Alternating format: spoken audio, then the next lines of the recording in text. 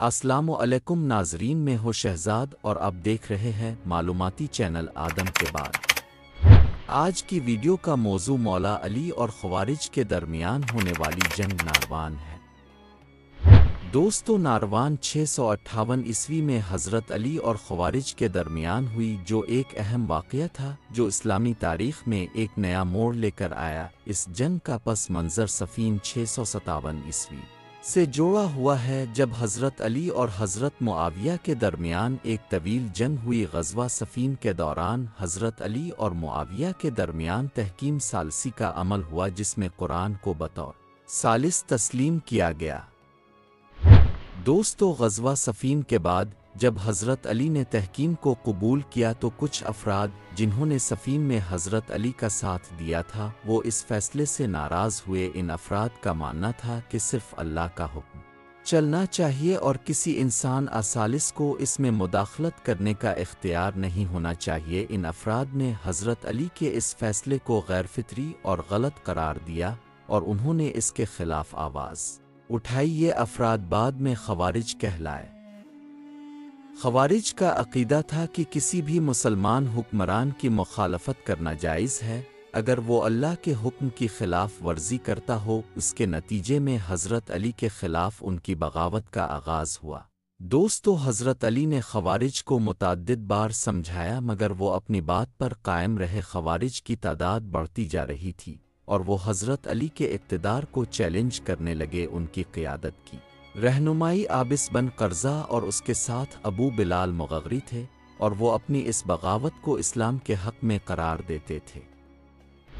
حضرت علی نے ان کی بغاوت کو دبانے کے لیے فوج تشکیل دی، ان کے خلاف ناروان کے میدان میں جنگ کا آغاز کیا۔ ناروان ایک دریا کے قریب مقام تھا جہاں خوارج نے اپنے خیمے لگا رکھے تھے۔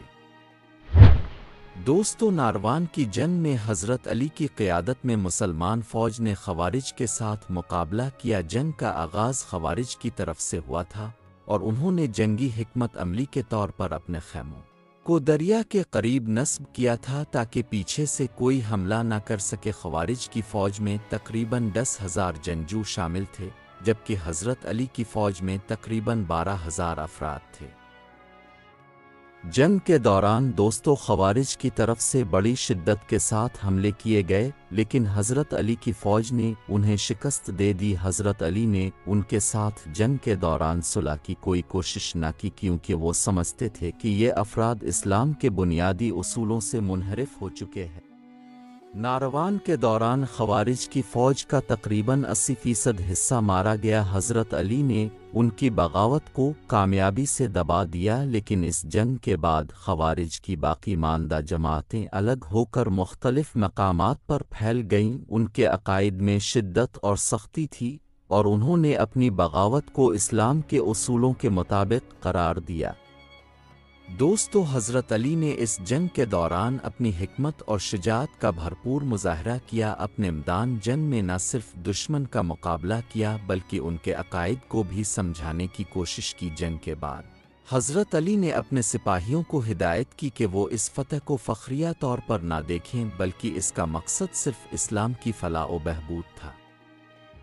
دوستو، ناروان اسلامی تاریخ میں ایک اہم موڑ تھی کیونکہ اس میں خوارج کی انتہا پسند سوچ کا خاتمہ ہوا اور حضرت علی کی قیادت نے ایک اہم پیغام دیا کہ اسلام میں کسی بھی قسم کی انتہا پسندی اور شدت پسندی کو نہیں تسلیم کیا جائے گا۔ اس کے بعد بھی خوارج نے اپنے خیالات کو نہیں چھوڑا اور بعد کے ادوار میں کئی فرقے اور گروہ ان کے نظریات کو اپناتے گئے۔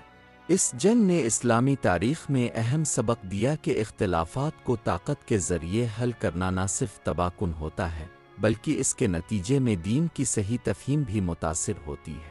جی ہاں ناظرین، یہی ہماری آج کی ویڈیو کا موضوع تھا۔ امید ہے کہ ویڈیو پسند آئی ہوگی۔ ملتے ہیں ایک ایسی ہی نئی ویڈیو کے ساتھ، دیجیے اجازت۔ خدا حافظ۔